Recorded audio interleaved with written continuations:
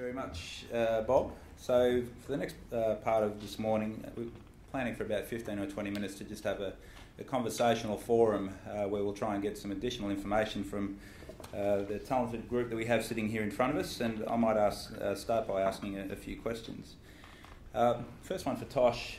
Tosh, some of your research tends to show that over the last 5 years, rising energy and water costs and the rapid decrease in sustainability systems like solar panels suggests that we might have reached a tipping point where it makes fundamental economic sense to be investing in zero carbon housing. I was just wondering if you can actually just give us an idea of what has actually happened to the cost of solar panels, and particularly if you're a large investor like a developer who can use some economy of scale investment leverage to go direct to some of the biggest producers on the planet.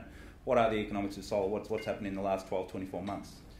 Yeah, so I think probably 24 months ago, people would have thought a good price for solar might have been sort of $4,500, $5,000 a kilowatt installed at a sort of residential level. I think today, if you're a developer buying in bulk and buying direct, that's probably 3,000 a kilowatt. So that's a massive reduction in a short period of time. And what that means, well, at the same time, the residential price for energy, as we've heard, has been going up sort of 10% a year. It's going to keep going up at least sort of 10% a year for the next 3 or 4 years and maybe beyond. What that means is that over PV panel's lifetime, it generates power cheaper than what you pay as a residential energy consumer. And that's happened in the blink of the eye. 2 years ago, people thought 2015, 2018, maybe 2020. And it's happened last year, so it's a massive change. So for a mortgage owner with a 25-year sort of average mortgage span, what does that mean in terms of if that person reinvests savings across energy and water with a zero carbon house, if they reinvest that back in their mortgage, what are the payback times and what are the results of that? Yeah, it also depends on where the future price for energy goes. It depends on how much of a deposit people are actually putting down on their house, but I mean, you could be, I think it's realistic to say around 4 or 5 years is probably what you're going to save off your mortgage. If prices really go up, stationary energy prices really go up a lot and transport energy prices really go up a lot, and you've got a healthy deposit in the house, you could cut your mortgage by as much as 8 years just by having zero emission home, zero emission transport. So the economics are compellingly positive, and I personally really am concerned about some of the urban expansion around Melbourne with patently inefficient housing stocks, energy-intensive housing stocks, and the economics of the future economics of those out of Melbourne suburbs, for instance. I think they're very vulnerable. To Hans and to Mark, with the large-scale penetration of photovoltaics into the grid, has there been technical issues that you've experienced in Germany? And Mark, what are the technical impediments to large-scale uptake and penetration of PV in the Australian context? So, Hans, to start with, perhaps. Yes, the next task is to integrate the fluctuating of wind and solar electricity into the normal grid. The grid at the moment is based on base load, stock market, and not on fluctuating. And base load cannot equalize the high fluctuating of wind and solar. Therefore, nuclear power and coal power stations are not competitive, are not able to equalize it. Therefore, we must cancel them, and we must add to wind and solar fluctuating, fast fluctuating, equalizing gas power stations, by the way, with green gas coming from hydrogen by when we have too much wind, or by biogas or others. But we need new storage systems too, hydro pumping storage system or batteries combined with solar. And we have now a very new technology that the batteries with the converters together from solar panels are able to make blind current. Blind current, is it the right word? It is a technical word. Blind current is to make frequency stability, voltage stability in the grid. This is a very important task. And now the new technology, the batteries with the converters and with the solar panels, are able to bring this. And now we have to make new investment with these combined strategies, not only to bring one solar parks and one wind park to the next one, but to integrate it into the grid. This is a task what we have in Germany now and what we discuss it very much, and we need political regulations for this, new laws. And I think this is also the task here in Australia to come very fast to the switch. But we all must recognize when we go this way, we have to cancel coal power electricity. This is a problem what we see in the world.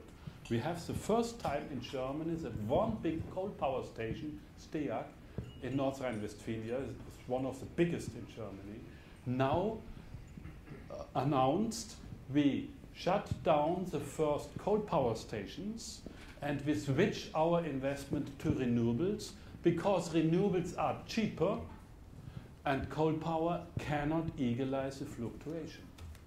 The first announcement in Germany from a coal power company. Mark, would you have anything to add in terms of the Australian context? Yeah, like I agree obviously with all those things Hans said, and they apply to Australia.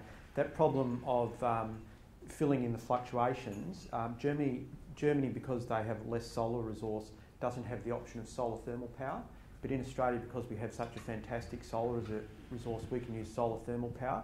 And solar thermal, so PV generates electricity directly to send to the grid, but solar thermal power creates heat. And you can actually store heat quite efficiently and cheaply over long periods. So with solar thermal power, you've got molten salt energy storage, and you can just dispatch electricity directly to the grid as you need it to smooth out those fluctuations. So you got your wind coming in like that, and then you dispatch the solar to fill in the gap between how much wind and solar PV you've got at any given moment and your demand curve. So that's another option that makes it a lot easier for us to deal with it. The only other thing I would say is that we're not going to have those kinds of grid integration problems that Germany's got for quite a while by the sounds of it. But one thing we could aim for is that if we had the same per capita amount of PV relative to Germany, that'd be about 6 gigawatts of solar PV. So we should just catch up with Germany on PV to start with. 6 gigawatts, we're at about 1.5 at the moment. So we should be able to do that in a few years.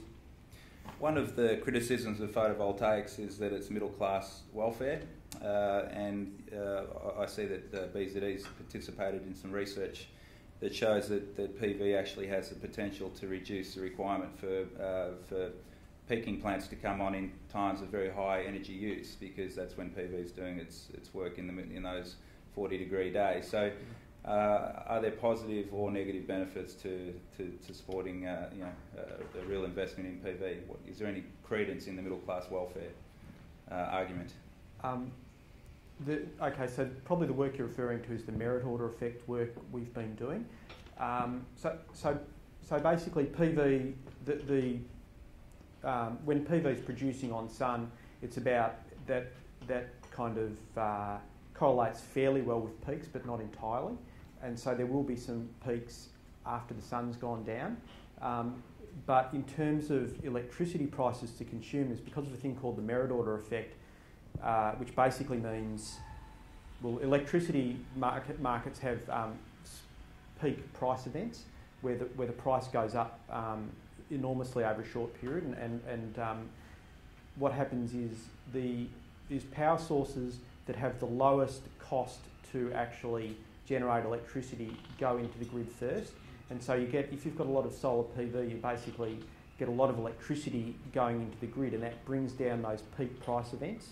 So that over time, that actually lowers the electricity price for everyone. So the more PV you get into the grid, you have this merit order effect, and it actually reduces electricity prices to consumers. So the myth that industry puts out there that it's middle class welfare and that it's costing everybody else money to have PV put on the grid is not the case, because you have this, because to some extent you cut peaks, and you also have this merit order effect in the electricity market as well, reducing electricity prices to consumers.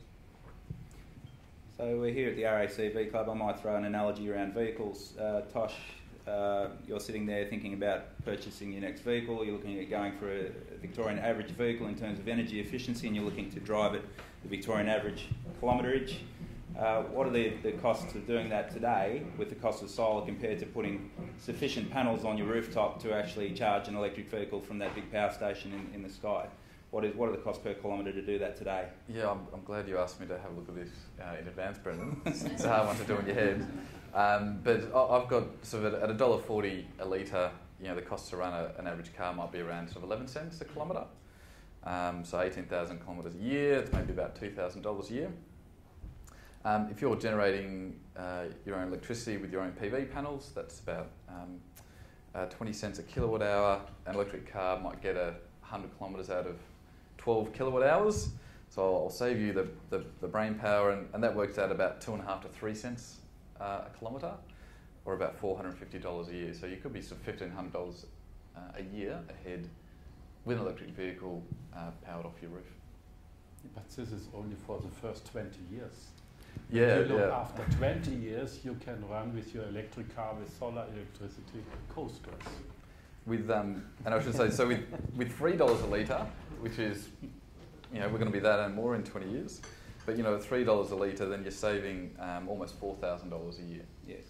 And that's good. You could be there in 5 or 10 years. Really. Yes, there is a fatal flaw in the plan though, because that power station will run out in about 3 billion years, so we'll have to have a plan B at that point.